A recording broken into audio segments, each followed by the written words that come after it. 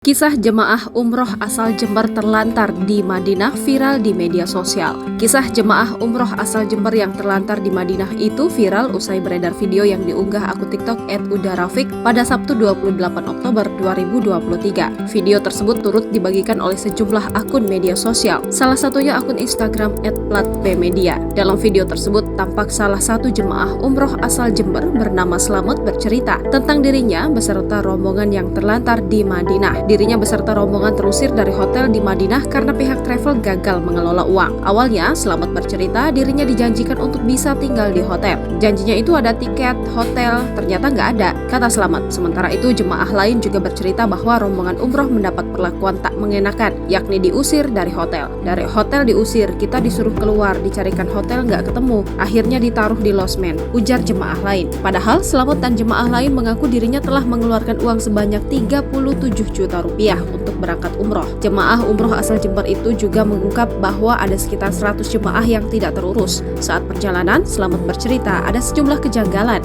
seperti tidak diberi makan saat transit di Bandara Mumbai, bahkan sampai ke Jeddah, Arab Saudi. Menurut Slamet, jemaah umroh telah berkomunikasi dengan pihak travel, namun pihak travel tersebut tidak memiliki uang. Hingga akhirnya salah satu jemaah umroh harus mengeluarkan uang pribadi sebesar 80 juta rupiah agar bisa menginap di hotel.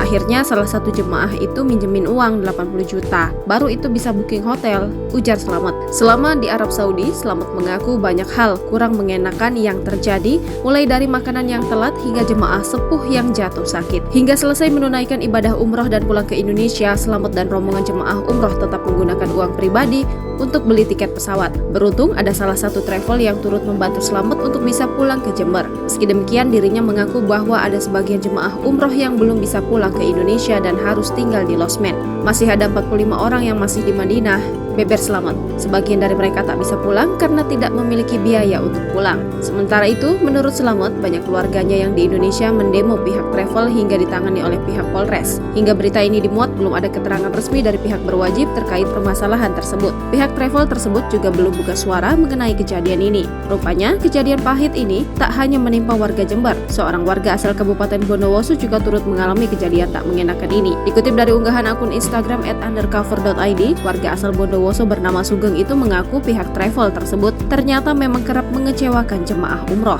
Dia bahkan mengaku sempat terlunta-lunta beberapa hari di bandara dan hotel saat akan berangkat menuju Jeddah. Tak hanya itu, ia mengatakan dirinya dan rombongan umroh juga sempat diusir pihak hotel di Mekah saat akan sarapan. Hal ini terjadi lantaran pihak travel yang mengurus perjalanan umrohnya itu ternyata belum membayar hotel selama 5 hari. Kunci hotel pun kemudian dicabut dan semua jemaah dikeluarkan secara dadakan. Download Tribun X sekarang, menghadirkan lokal menjadi Indonesia.